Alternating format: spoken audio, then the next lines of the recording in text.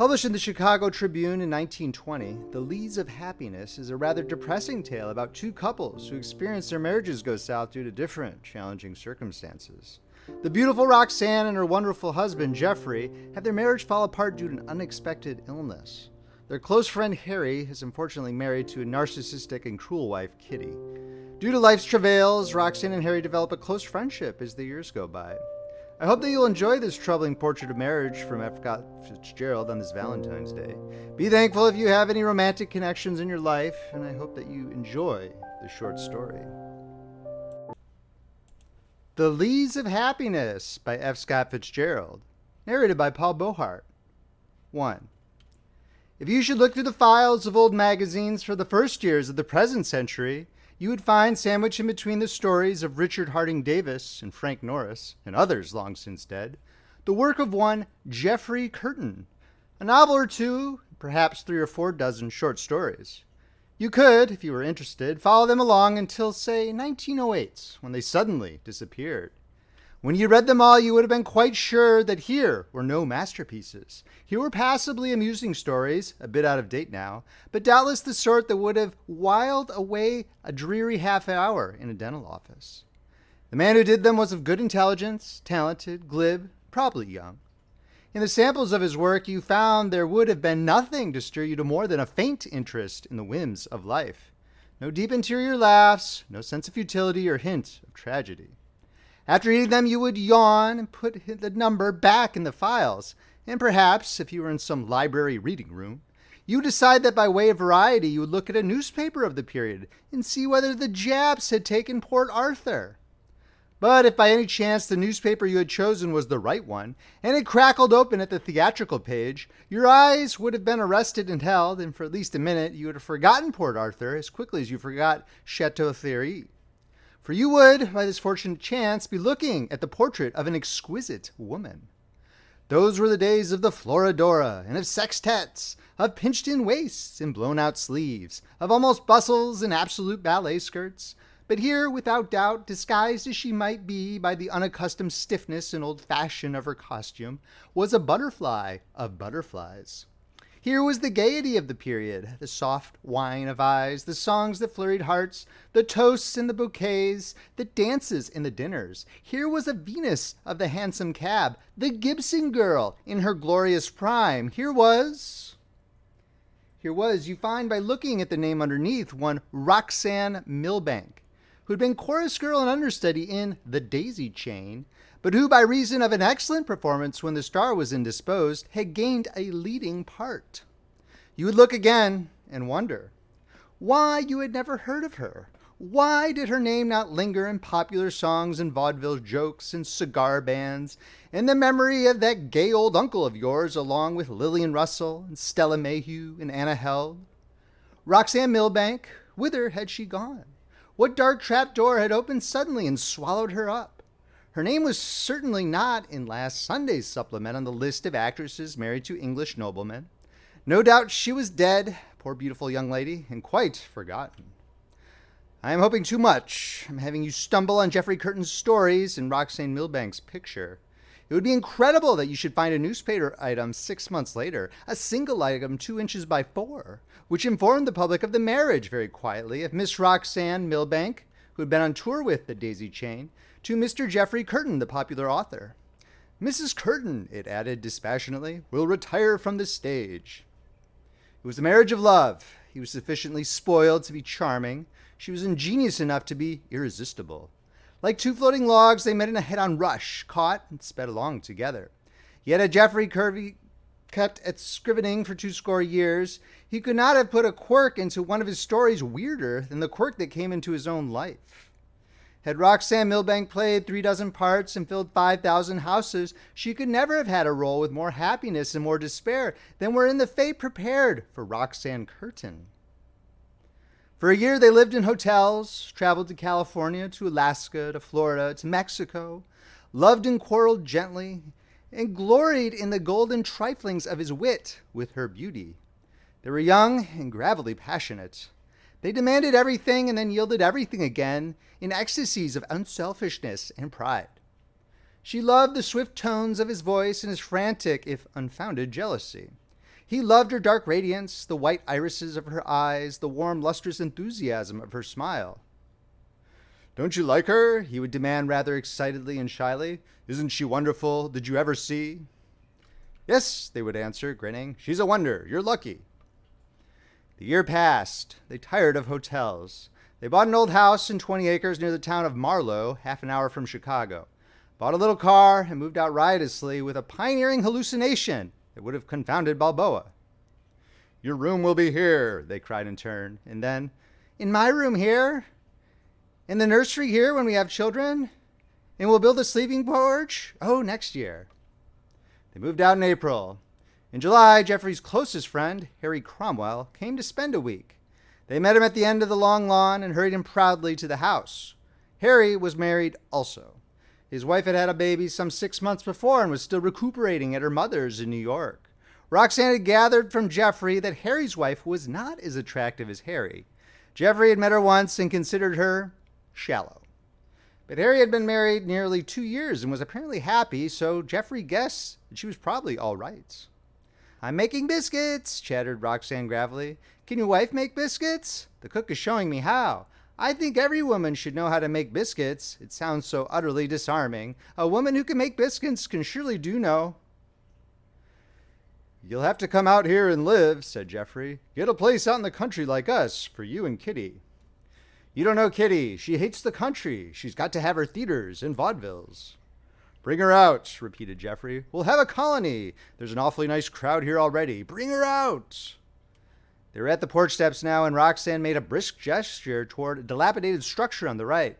"The garage," she announced. "It will also be Geoffrey's writing room within the month. Meanwhile, dinner is at 7. Meanwhile, to that, I will mix a cocktail."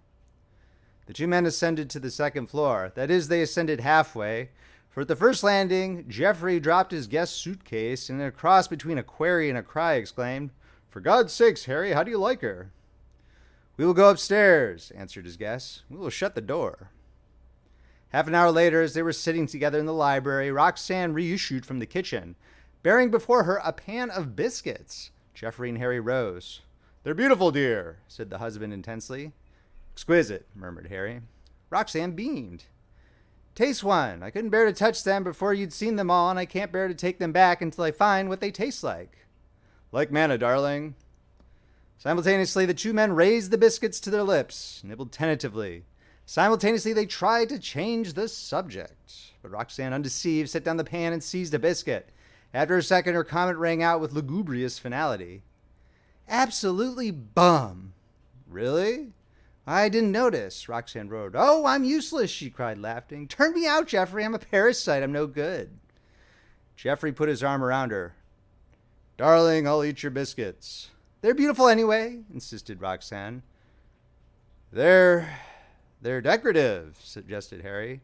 Geoffrey took him up wildly. "That's the word. They're decorative. They're masterpieces. We'll use them." He rushed to the kitchen and returned with a hammer and a handful of nails. "We'll use them, by golly, Roxanne. We'll make a frieze out of them." "Don't," wailed Roxanne. "Our beautiful house." "Never mind. We're going to have the library repapered in October. Don't you remember?" "Well..." Bang! The first biscuit was impaled to the wall, where it quivered for a moment like a live thing. Bang! When Roxanne returned with a second round of cocktails, the biscuits were in a perpendicular row, 12 of them, like a collection of primitive spearheads. "Roxanne," exclaimed Geoffrey, "you're an artist, cook. Nonsense, you shall illustrate my books." During dinner, the twilight faltered into dusk, and later it was a starry dark outside, filled and permeated with the frail gorgeousness of Roxanne's white dress and her tremulous, low laugh. "Such a little girl she is," thought Harry, "not as old as Kitty." He compared the two. Kitty, nervous without being sensitive, temperamental without temperament, a woman who seemed to flit and never light. And Roxanne, who was young as spring night and summed up in her own adolescent laughter. A good match for Geoffrey, he thought again. Two very young people, the sort will stay very young until they suddenly find themselves old. Harry thought these things between his constant thoughts about Kitty. He was depressed about Kitty. It seemed to him that she was well enough to come back to Chicago and bring his little son. He was thinking vaguely of Kitty when he said goodnight to his friend's wife and his friend at the foot of the stairs. "You're our first real house guest," called Roxanne after him. "Aren't you thrilled and proud?" When he's out of sight around the stair corner, she turned to Geoffrey, who was standing beside her, resting his hand on the end of the banister. "Are you tired, my dearest?" Geoffrey rubbed the center of his forehead with his fingers. "A little. How did you know?" "Oh, how could I help knowing about you?" "It's a headache," he said moodily. "Splitting. I'll take some aspirin." She reached over and snapped out the light, and with his arm tight about her waist, they walked up the stairs together. 2. Harry's week passed. They drove about the dreaming lanes or idled in cheerful inanity upon lake or lawn. In the evening, Roxanne, sitting inside, played to them while the ashes whitened on the glowing ends of their cigars. Then came a telegram from Kitty saying that she wanted Harry to come east and get her, so Roxanne and Geoffrey were left alone in the privacy of which they never seemed to tire. Alone thrilled them again. They wandered about the house, each feeling intimately the presence of the other. They sat on the same side of the table like honeymooners. They were intensely absorbed, intensely happy. The town of Marlow, though a comparatively old settlement, had only recently acquired a society. 5 or 6 years before, alarmed at the smoky swelling of Chicago, 2 or 3 young married couples, bungalow people, had moved out. Their friends had followed. The Geoffrey Curtains found an already formed set prepared to welcome them. A country club, ballroom, and golf links yawned for them. And there were bridge parties and poker parties and parties where they drank beer and parties where they drank nothing at all. It was at a poker party that they found themselves a week after Harry's departure. There were 2 tables, and a good proportion of the young wives were smoking and shouting their bets, and being very daringly mannish for those days. Roxanne had left the game early and taken to perambulation. She wandered into the pantry and found herself some grape juice. Beer gave her a headache. And then passed from table to table, looking over shoulders at the hands, keeping an eye on Geoffrey and being pleasantly unexcited and content. Geoffrey, with intense concentration, was raising a pile of chips of all colors, and Roxanne knew by the deepened wrinkle between his eyes that he was interested. She liked to see him interested in small things. She crossed over quietly and sat down on the arm of his chair. She sat there 5 minutes, listening to the sharp, intermittent comments of the men and the chatter of the women, which rose from the table like soft smoke, and yet scarcely hearing either. Then quite innocently she reached out her hand, intending to place it on Geoffrey's shoulder. As it touched him, he started of a sudden, gave a short grunt, and, sweeping back his arm furiously, caught her a glancing blow on her elbow. There was a general gasp. Roxanne regained her balance, gave a little cry, and rose quickly to her feet. It had been the greatest shock of her life. This from Geoffrey, the heart of kindness, of consideration, this instinctively brutal gesture. The gasp became a silence. A dozen eyes were turned on Geoffrey, who looked up as though seeing Roxanne for the first time. An expression of bewilderment settled on his face. "Why, Roxanne," he said haltingly. Into a dozen minds entered a quick suspicion, a rumor of scandal. Could it be that behind the scenes with this couple, apparently so in love, lurked some curious antipathy? Why else the streak of fire across such a cloudless heaven? "Geoffrey!" Roxanne's voice was pleading. Startled and horrified, she yet knew that it was a mistake. Not once did it occur to her to blame him or to resent him. Her word was a trembling supplication. "Tell me, Geoffrey," it said. "Tell Roxanne, your own Roxanne." "Why, Roxanne," began Geoffrey again. The bewildered look changed to pain. He was clearly as startled as she. "I didn't intend that," he went on. "You startled me. I felt as if someone were attacking me. How idiotic." "Geoffrey." Again the word was a prayer, incense offered up to a high God through this new and unfathomable darkness. They were both on their feet. They were saying goodbye, faltering, apologizing, explaining. There was no attempt to pass it off easily. That way lay sacrilege. Geoffrey had not been feeling well, they said. He had become nervous. Back of both their minds was the unexplained horror of that blow. The marvel that there had been for an instant something between them, his anger and her fear. And now to both a sorrow, momentary, no doubt, but to be bridged at once, while there was yet time. Was that swift water lashing under their feet, the fierce glint of some uncharted chasm? Out in their car under the harvest moon, he talked brokenly. It was just incomprehensible to him, he said. He had been thinking of the poker game, absorbed, and the touch on his shoulder had seemed like an attack. An attack! He clung to that word, flung it up as a shield. He had hated what touched him. With the impact of his hand, it had gone, that nervousness. That was all he knew. Both their eyes filled with tears, and they whispered love there under the broad night as the serene streets of Marlow sped by. Later, when they went to bed, they were quite calm. Jeffrey was to take a week off all work, was simply to lull and sleep and go on long walks until this nervousness left him. When they had decided this safety settled down upon Roxanne, the pillows under her head became soft and friendly. The bed on which they lay seemed wide and white and sturdy beneath the radiance that streamed in at the window. 5 days later, in the first cool of late afternoon, Jeffrey picked up an oak chair and sent it crashing through his own front window. Then he lay down on the couch like a child, weeping piteously and begging to die. A blood clot the size of a marble had broken his brain. 3. There's a sort of waking nightmare that sets in sometimes when one has missed a sleep or two, a feeling that comes with extreme fatigue and a new sun, that the quality of the life around has changed. It is a fully articulate conviction that somehow the existence one is then leading is a branch shoot of life and is related to life only as a moving picture or a mirror. That the people and streets and houses are only projections from a very dim and chaotic past.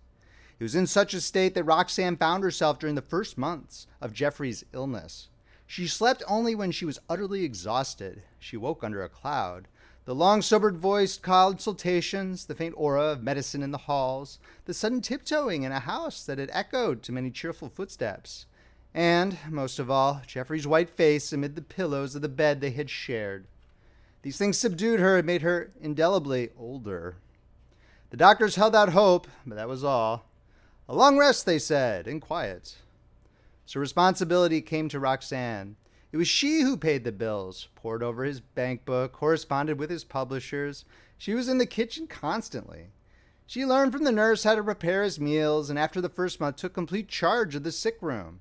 She had had to let the nurse go for reasons of economy. One of the two colored girls left at the same time. Roxanne was realizing that they had been living from short story to short story. The most frequent visitor was Harry Cromwell. He had been shocked and depressed by the news, and though his wife was now living with him in Chicago, he found time to come out several times a month. Roxanne found his sympathy welcome. There was some quality of suffering in the man, some inherent pitifulness that made her comfortable when he was near. Roxanne's nature had suddenly deepened. She felt sometimes that with Jeffrey, she was losing her children also, those children that now most of all she needed and should have had. It was 6 months after Jeffrey's collapse and when the nightmare had faded, leaving not the old world, but a new one, grayer and colder, that she went to see Harry's wife. Finding herself in Chicago with an extra hour before train time, she decided out of courtesy to call. As she stepped inside the door, she had an immediate impression that the apartment was very like some place she had seen before, and almost instantly she remembered a round-the-corner bakery of her childhood, a bakery full of rows and rows of pink frosted cakes, a stuffy pink, pink as a food, pink triumphant, vulgar and odious. And this apartment was like that. It was pink. It smelled pink. Mrs. Cromwell, attired in a wrapper of pink and black, opened the door. Her hair was yellow, heightened, Roxanne imagined, by a dash of peroxide in the rinsing water every week. Her eyes were a thin waxen blue. She was pretty and too consciously graceful. Her cordiality was strident and intimate. Hostility melted so quickly to hospitality that it seemed they were both merely in the face and voice, never touching or touched by the deep core of egotism beneath. But to Roxanne, these things were secondary. Her eyes were caught and held in uncanny fascination by the wrapper. It was vilely unclean. From its lowest hem up 4 inches, it was sheerly dirty with the blue dust of the floor. For the next 3 inches, it was gray, and it shaded off into its natural color, which was pink. It was dirty at the sleeves, too, and at the collar. And when the woman turned to lead the way into the parlor, Roxanne was sure that her neck was dirty. A one-sided rattle of conversation began. Mrs. Cromwell became explicit about her likes and dislikes. Her head, her stomach, her teeth, her apartment. Avoiding with a sort of insolent meticulousness any inclusion of Roxanne with life, as if presuming that Roxanne, having been dealt a blow, wished life to be carefully skirted. Roxanne smiled. That kimono, that neck! After 5 minutes, a little boy toddled into the parlor, a dirty little boy clad in dirty pink rompers. His face was smudgy. Roxanne wanted to take him into her lap and wipe his nose. Other parts in the vicinity of his head needed attention. His tiny shoes were kicked out at the toes. Unspeakable. What a darling little boy, exclaimed Roxanne, smiling radiantly. Come here to me. Mrs. Cromwell looked coldly at her son. He will get dirty. Look at that face. She held her head on one side and regarded it critically. Isn't he a darling? Repeated Roxanne. Look at his rompers, frowned Mrs. Cromwell. He needs a change, don't you, George? George stared at her curiously. To his mind, the word rompers connotated a garment extraneously smeared, as this one. I tried to make him look respectable this morning, complained Mrs. Cromwell, as one whose patience had been sorely tired, and I found he didn't have any more rompers. So rather than have him go around without any, I put him back in those. And his face. How many pairs has he? Roxanne's voice was pleasantly curious. How many feather fans have you? She might have asked. Oh, Mrs. Cromwell considered, wrinkling her pretty brow. 5, I think. Plenty, I know. You can get them for 50 cents a pair. Mrs. Cromwell's eyes showed surprise and the faintest superiority. The price of rompers. Can you really? I had no idea. You ought to have plenty, but I haven't had a minute all week to send the laundry out. Then dismissing the subject as irrelevant, I must show you some things. They rose, and Roxanne followed her past an open bathroom door, whose garment-littered floor showed indeed that the laundry hadn't been sent out for some time. Into another room that was, so to speak, the quintessence of pinkness. This was Mrs. Cromwell's room. Here, the hostess opened a closet door and displayed before Roxanne's eyes an amazing collection of lingerie. There were dozens of filmy marvels of lace and silk, all clean, unruffled, seemingly not yet touched. On hangers beside them were 3 new evening dresses. I have some beautiful things, said Mrs. Cromwell, but not much of a chance to wear them. Harry doesn't care about going out. Spite crept into her voice. He's perfectly content to let me play nursemaid and housekeeper all day and loving wife in the evening. Roxanne smiled again. You've got some beautiful clothes here. Yes, I have. Let me show you.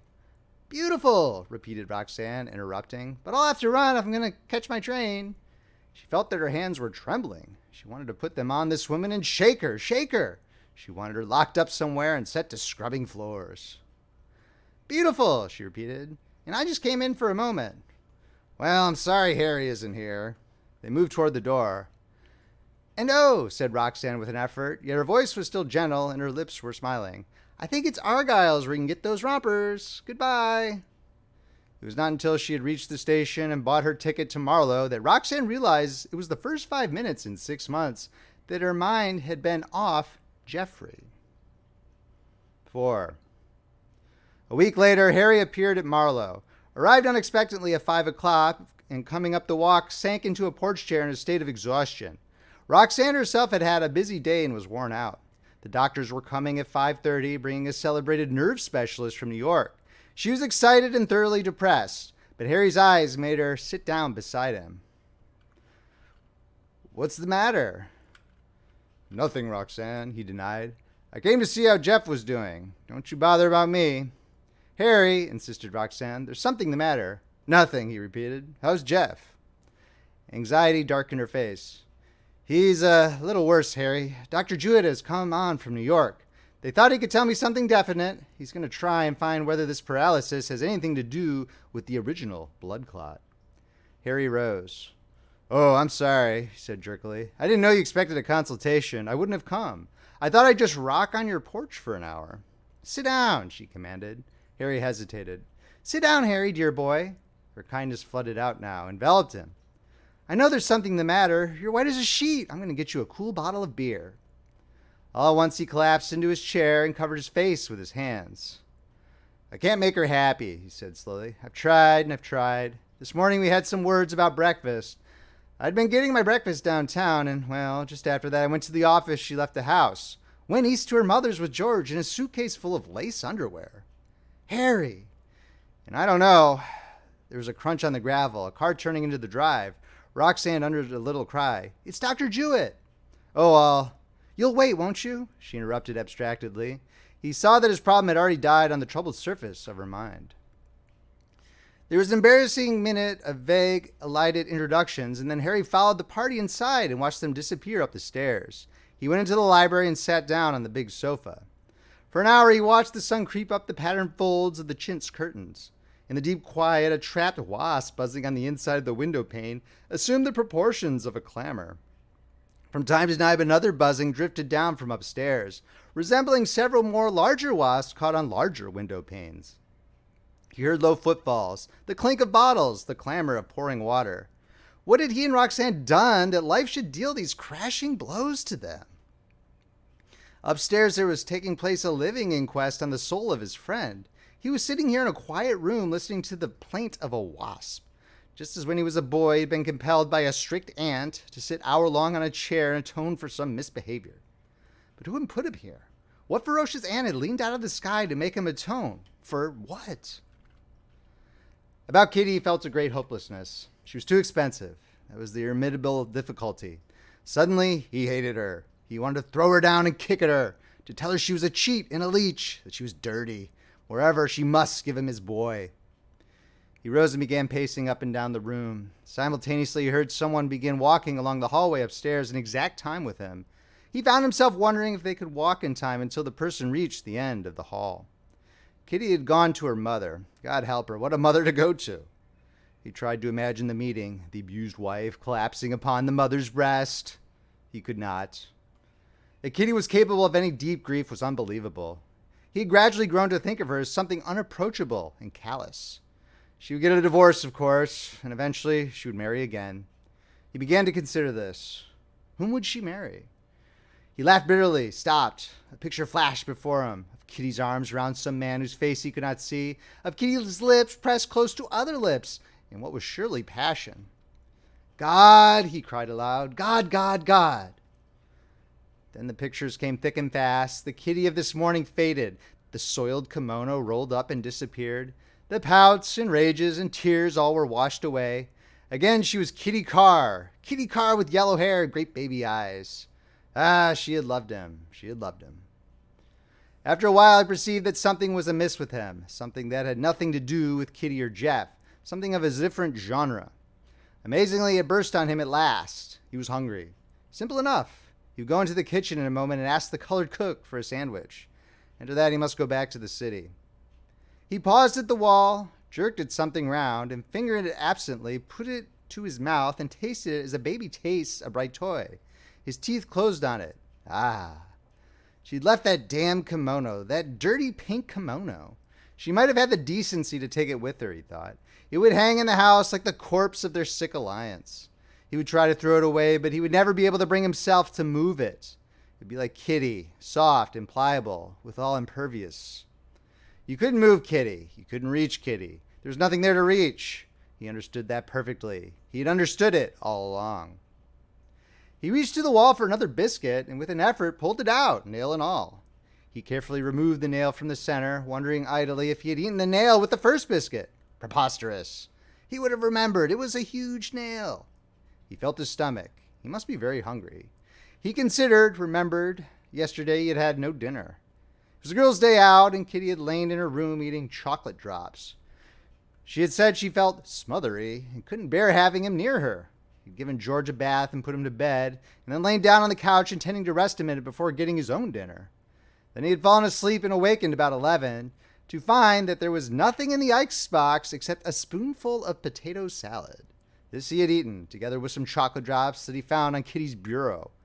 The morning he had breakfasted hurriedly downtown before going to the office. But at noon, beginning to worry about Kitty, he had decided to go home and take her out to lunch. After that, there had been the note on his pillow. The pile of lingerie in the closet was gone, and she had left instructions for sending her trunk. He had never been so hungry, he thought. At 5 o'clock, when the visiting nurse tiptoed downstairs, she was sitting on the sofa, staring at the carpet. "Mr. Cromwell?" "Yes." Oh, Mrs. Curtin won't be able to see you at dinner. She's not well. She told me to tell you that the cook will fix you something and that there's a spare bedroom. She's sick, you say. She's lying down in her room. The consultation is just over. Did they decide anything? Yes, said the nurse softly. Dr. Jewett says there's no hope.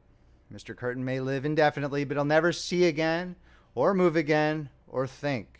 He'll just breathe. Just breathe? Yes. For the first time, the nurse noted that beside the writing desk, where she remembered that she had seen a line of a dozen curious round objects, she had vaguely imagined to be some exotic form of decoration, there was now only one. Where the others had been, there was now a series of little nail holes. Harry followed her glance dazedly and then rose to his feet. I don't believe I'll stay. I believe there's a train. She nodded. Harry picked up his hat. Goodbye, she said pleasantly. Goodbye, he answered. As though talking to himself, and evidently moved by some involuntary necessity, he paused on his way to the door, and she saw him pluck the last object from the wall and drop it into his pocket. Then he opened the screen door and, descending the porch steps, passed out of her sight. 5. After a while, the coat of clean white paint on the Jeffrey Curtin house made a definite compromise with the suns of many Julys and showed its good faith by turning gray. It scaled, huge peelings of very brittle old paint leaned over backward like aged men practicing grotesque gymnastics, and finally dropped to a moldy death in the overground grass beneath. The paint on the front pillars became streaky. The white ball was knocked off the left-hand doorpost, the green blinds darkened, then lost all pretense of color.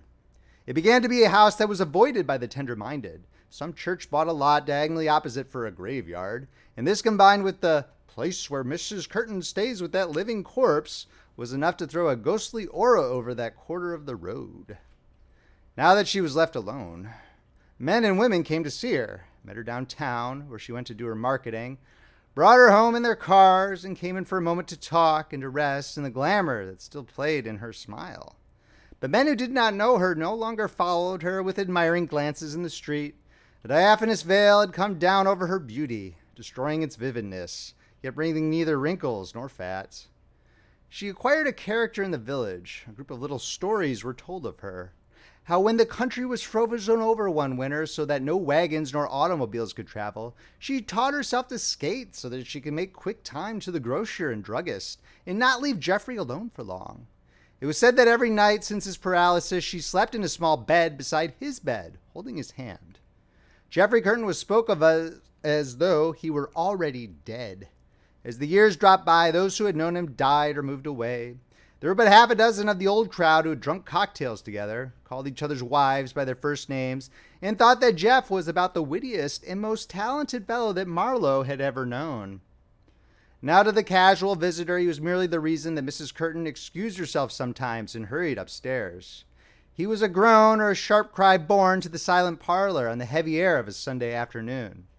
He could not move. He was stone blind, dumb, and totally unconscious. All day he lay in his bed, except for a shift to his wheelchair every morning while she straightened the room. His paralysis was creeping slowly toward his heart. At first, for the first year, Roxanne had received the faintest answering pressure sometimes when she held his hand. Then it had gone, ceased one evening, and never come back. And through 2 nights, Roxanne lay wide-eyed, staring into the dark and wondering what had gone.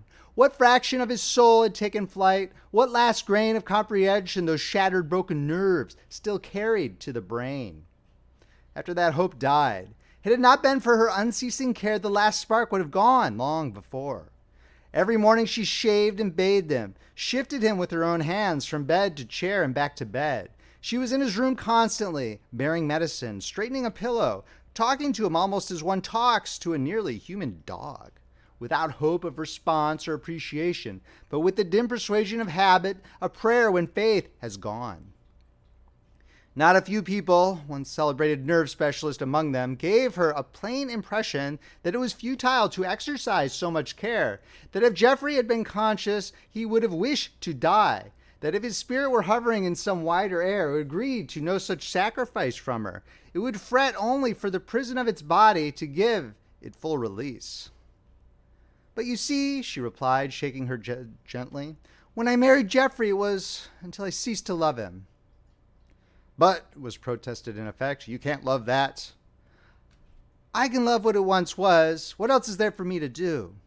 The specialist shrugged his shoulders and went away to say that Mrs. Curtin was a remarkable woman and just about as sweet as an angel, but he added it was a terrible pity. There must be some man or a dozen just crazy to take care of her. Casually, there were. Here and there, someone began in hope and ended in reverence. There's no love in the woman except, strangely enough, for life, for the people in the world, from the tramp to whom she gave food she could ill afford to the butcher who sold her a cheap cut of steak across the meaty board. The other phase was sealed up somewhere in that expressionless mummy who lay with his face turned ever toward the light as mechanically as a compass needle and waited dumbly for the last wave to wash over his heart. After 11 years, he died in the middle of a May night, when the scent of syringa hung upon the windowsill, and a breeze wafted in the shrillings of the frogs and cicadas outside. Roxanne awoke at 2 and realized with a start she was alone in the house. At last. 6. After that, she sat on her weather-beaten porch through many afternoons, gazing down across the fields that undulated in a slow descent to the white and green town. She was wondering what she would do with her life. She was 36, handsome, strong, and free. The years had eaten up Jeffrey's insurance. She had reluctantly parted with the acres to right and left of her, and had even placed a small mortgage on the house. With her husband's death had come a great physical restlessness. She missed having to care for him in the morning. She missed her rush to town and the brief and therefore accentuated neighborly meetings in the butchers and grocers. She missed the cooking for 2, the preparation of delicate liquid food for him. One day, consumed with energy, she went out and spaded up the whole garden, a thing that had not been done for years. She was alone at night in the room that had seen the glory of her marriage and then the pain. To meet Jeff again, she went back in spirit to that wonderful year, that intense, passionate absorption and companionship, rather than looked forward to a problematical meeting hereafter. She woke often to lie and wish for that presence beside her, inanimate yet breathing, still Jeff. One afternoon, 6 months after his death, she was sitting on the porch in a black dress which took away the faintest suggestion of plumpness from her figure. It was Indian summer, golden brown all about her, a hush broken by the sighing of leaves. Westward, a 4 o'clock sun dripping streaks of red and yellow over a flaming sky. Most of the birds had gone. Only a sparrow that had built itself a nest on the cornice of a pillar kept up an intermittent cheeping, varied by occasional fluttering sallies overhead. Roxanne moved her chair to where she could watch him, and her mind idled drowsily on the bosom of the afternoon. Harry Cromwell was coming out from Chicago to dinner. Since his divorce over 8 years before, he had been a frequent visitor. They kept up what amounted to a tradition between them. When he arrived, they would go look at Jeff. Harry would sit down on the edge of the bed and in a hearty voice ask, "Well, Jeff, old man, how do you feel today?" Roxanne, standing beside, would look intently at Jeff, dreaming that some shadowy recognition of this former friend had passed across that broken mind. But the head, pale carven, would only move slowly in a slow gesture toward the light as if something behind the blind eyes were groping for another light long since gone out. These visits stretched over 8 years. At Easter, Christmas, Thanksgiving, and on many a Sunday, Harry had arrived, paid his call on Jeff, and then talked for a long while with Roxanne on the porch. He was devoted to her. He made no pretense of hiding, no attempt to deepen this relation. She was his best friend, as the mass of flesh on the bed there had been his best friend. She was peace, she was rest, she was the past. Of his own tragedy she alone knew. He had been at the funeral, but since then the company for which he worked had shifted him to the east, and only a business trip had brought him to the vicinity of Chicago. Roxanne had written him to come when he could. After a night in the city, he had caught a train out. They shook hands, and he helped her move 2 rockers together. "How's George?" "He's fine, Roxanne. Seems to like school." "Of course, it was the only thing to do, to send him." "Of course." "You miss him horribly, Harry?" "Yes, I do miss him. He's a funny boy." He talked a lot about George. Roxanne was interested. Harry must bring him out on his next vacation. She'd only seen him once in her life, a child in dirty rompers. She left him with the newspaper while she prepared dinner. She had 4 chops tonight and some late vegetables from her own garden.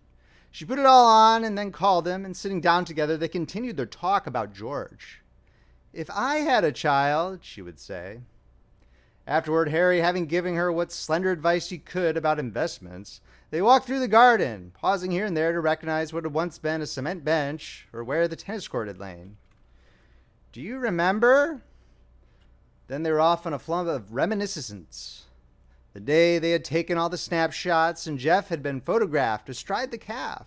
In the sketch Harry had made of Jeff and Roxanne, lying sprawled in the grass, their heads almost touching. There was to have been a covered lattice connecting the barn studio with the house so that Jeff could get there on wet days. The lattice had been started, but nothing remained except a broken triangular piece that still adhered to the house and resembled a battered chicken coop. And those mint juleps. And Jeff's notebook. Do you remember how we'd laugh? Harry, when we'd get it out of his pocket and read aloud a page of material, and how frantic he used to get? Wild, he was such a kid about his writing. They were both silent a moment, and then Harry said, "We were to have a place out here, too. Do you remember? We were to buy the adjoining 20 acres, and the parties we were going to have." Again, there was a pause, broken this time by a low question from Roxanne. "Did you ever hear of her, Harry?" "Why, yes," he admitted placidly. "She's in Seattle. She's married again to a man named Horton, sort of lumber king. He's a great deal older than she is, I believe." "And she's behaving?" "Yes, that is, I've heard so. She has everything, you see. Nothing much to do except dress up for this fellow at dinner time." "I see." Without effort, he changed the subject. "Are you going to keep the house?" "I think so," she said, nodding. "I've lived here so long, Harry, it seemed terrible to move. I thought of trained nursing, but of course that'd mean leaving. I've about decided to be a boarding house lady." "Live in one?" "No, keep one. Is there such an anomaly as a boarding house lady? Anyway, I'd have a negress and keep about 8 people in the summer, and 2 or 3 if I can get them in the winter. Of course, I'll have to have the house repainted and gone over inside." Harry considered. "Roxanne, why, naturally you know best what you can do, but it does seem a shock, Roxanne. You came here as a bride." "Perhaps," she said. "That's why I don't mind remaining here as a boarding house lady." "I remember a certain batch of biscuits." "Oh, those biscuits," she cried. "Still, from all I heard about the way you devoured them, they couldn't have been so bad. I was so low that day, yet somehow I laughed when the nurse told me about those biscuits." "I noticed that the 12 nail holes are still in the library wall where Jeff drove them." "Yes." It's getting very dark now. Christmas settled in the air. A little gust of wind sent down a last spray of leaves. Roxanne shivered slightly. "We'd better go in." He looked at his watch. "It's late. I've got to be leaving. I go east tomorrow." "Must you?" They lingered for a moment just below the stoop, watching a moon that seemed full of snow float out of the distance where the lake lay. Summer was gone, and now Indian summer. The grass was cold, and there was no mist and no dew. After you left, she would go in and light the gas and close the shutters. He would go down the path and on to the village. To these two, life had come quickly and gone, leaving not bitterness but pity, not disillusion but only pain. There was already enough moonlight when they shook hands for each to see the gathered kindness in the other's eyes. End of story. If you enjoyed this reading, please make sure to subscribe, hit that like button, and check out friendlyfrogpress.com, where you can see where our collection of ebooks, paperbacks, and audiobooks are available. Friendly Frog Press, where the classics come alive. This is Paul Beauheart, signing off.